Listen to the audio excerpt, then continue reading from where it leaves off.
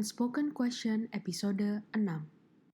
Saat ini kita sering mendengar orang beragama mengatakan, kamu beriman saja, tidak usah ragu-ragu, yang penting kamu percaya. Dan mereka tidak mau ambil pusing mencampurkan pengetahuan dengan iman mereka. Hal ini wajar, karena mana mungkin orang bisa membuktikan mujizat seperti orang buta melihat atau orang mati dibangkitkan. Apakah hal-hal tersebut bisa dibuktikan dengan metode saintifik? Tentu tidak. Berarti orang beragama harus percaya secara fanatik tanpa menggunakan rasio. Namun, apakah benar agama membuat seseorang menjadi percaya saja dan membuang rasio? Sebelum membahas beberapa poin, pertanyaan pertama yang perlu dijawab adalah, apakah percaya saja itu pasti salah? Banyak praktik percaya saja yang kita jumpai sehari-hari. Misalnya, sebelum duduk di kursi, kita bisa percaya begitu saja bahwa kursi ini kuat untuk menahan kita. Kita tidak terlebih dahulu menghitung kekuatan kursi tersebut, kemudian membandingkannya dengan berat badan kita dan durasi lama yang kita duduk, baru kita bisa dengan yakin duduk kan. Kita bisa percaya saja tanpa masalah. Begitu juga dengan ketika kita naik ojek online. Kita tidak pernah terlebih dahulu memeriksa keamanan mobil yang kita tumpangi, misalnya dengan memeriksa apakah mobil tersebut melakukan servis rutin, atau apakah ban mobilnya kempes atau tidak, STNK-nya lengkap atau tidak, dan seterusnya. Kita bisa percaya saja juga tanpa masalah dalam hal ini. Pertanyaannya, apakah orang-orang yang melakukan hal tersebut kita bilang membuang rasio? Tentu tidak. Mengapa? Karena memang ada tempatnya untuk kita percaya saja dan itu tidak masalah. Selain itu, apakah semua hal harus dibuktikan dengan rasio terlebih dahulu, misalnya melalui metode ilmiah tertentu, baru bisa diyakini kebenarannya? Jelas tidak. Begitu banyak hal di dunia ini yang tidak dapat dijelaskan dengan metode ilmiah tertentu. Misalnya, mengapa orang yang mencintai seseorang rela berkorban untuk orang tersebut? Jawaban dari pertanyaan itu tidak bisa dibuktikan kebenarannya oleh metode ilmiah tertentu. Namun, tetap dapat diyakini jawabannya. Mengapa? Karena rasio itu terbatas sehingga rasio tidak mungkin dapat menghakimi atau menilai segala sesuatu. Namun, walaupun demikian, apakah kekristenan mengajarkan pengikutnya untuk percaya saja dan menolak penggunaan rasio? Ada 3 poin untuk menjawab pertanyaan ini.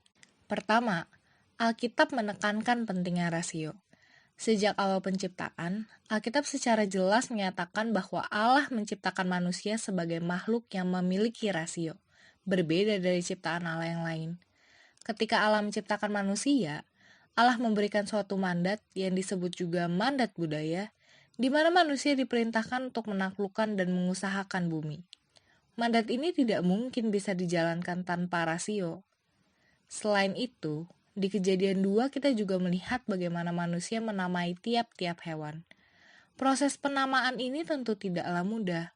Manusia membutuhkan kemampuan untuk mempelajari setiap hewan yang ada, membedakan satu dengan yang lain, hingga menyusun bahasa dan mengingatnya. Proses ini pasti membutuhkan rasio.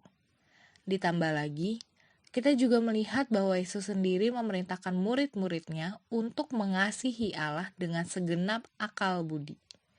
Jadi tidak mungkin Allah yang menciptakan manusia dengan rasio dan memerintahkan manusia untuk menggunakannya, menyuruh umatnya untuk membuang rasio. Kedua, walaupun peran rasio sangat penting dalam hidup manusia, Alkitab dengan jelas menyatakan bahwa rasio manusia terbatas dan tercemar. Rasio manusia terbatas sebab manusia adalah ciptaan. Ciptaan yang terbatas tidak mungkin memahami Allah yang tidak terbatas. Justru aneh jika kita berkata bahwa kita dapat memahami Allah sepenuhnya. Namun hal ini tidak menyebabkan pengenalan akan Allah menjadi tidak rasional atau irasional. Allah tidak berlawanan dengan rasio, tetapi melampaui rasio tersebut. Selain karena rasio manusia yang terbatas, rasio manusia juga sudah rusak dan tercemar akibat dosa. Hal ini membuat rasio tersebut dipakai manusia bukan untuk mencari Allah, melainkan untuk membuat Allah-Allah baru dalam hidupnya. Roma 3 ayat 11 berkata, tidak ada seorang pun yang berakal budi, tidak ada seorang pun yang mencari Allah. Jadi, dengan kenyataan bahwa rasio manusia tidak hanya terbatas tetapi juga tercemar, tidak mungkin ada manusia yang bisa mengenal Allah dengan rasionya. Dalam Alkitab kita melihat orang Farisi dan ahli Taurat yang secara rasio sudah mengetahui dengan sangat baik bahwa akan datang Mesias. Namun, ketika Mesias itu datang, mereka sama sekali tidak mempercayainya. Hal ini menunjukkan dengan rasio saja manusia tidak mungkin bisa mengenal Allah. Lalu, kalau demikian, bagaimana cara kita bisa mengenal Allah? Iman. Manusia bisa mengenal Allah hanya karena Allah yang menganugerahkan iman kepada umatnya. Bukan karena rasio ditambah iman, tetapi 100% semata-mata karena iman yang merupakan pemberian Allah. Iman pemberian Allah inilah yang menjadi dasar dari rasio dan yang mengembalikan rasio manusia kepada kebenaran. Roma 1 ayat 17 menyatakan, sebab di dalamnya nyata kebenaran Allah yang bertolak dari iman kepada iman.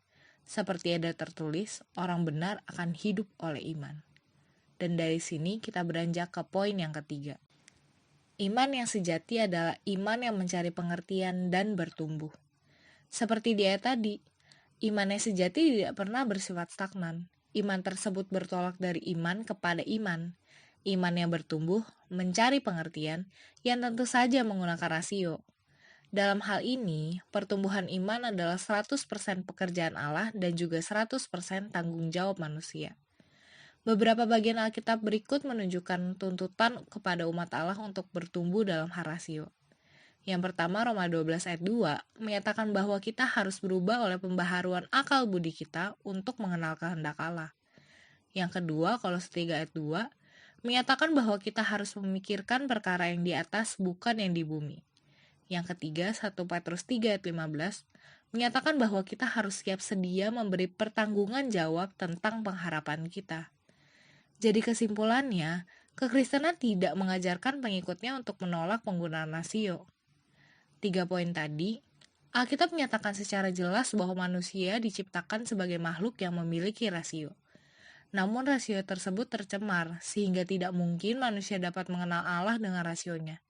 Hanya oleh iman yang 100% pemberian Allah sajalah yang memampukan kita mengenal Allah. Namun, iman tersebut tidak bersifat stagnan, tetapi harus terus bertumbuh. Dan iman yang bertumbuh adalah iman yang mencari pengertian, iman yang melibatkan rasio. Kembali ke awal tadi, banyak orang yang mengaku tidak beragama mengkritisi umat beragama karena dianggap percaya saja dan mematikan rasio. Namun pertanyaannya, apakah mereka yang mengkritisi umat beragama tersebut benar-benar tidak pernah percaya saja? Ketika mereka memberikan statement bahwa semua hal harus bisa diuji menggunakan metode ilmiah, baru hal tersebut dapat dipercaya. Apakah statement itu sendiri sudah pernah diuji kebenarannya dengan metode ilmiah? Atau sebenarnya ia hanya dapat dipercaya saja?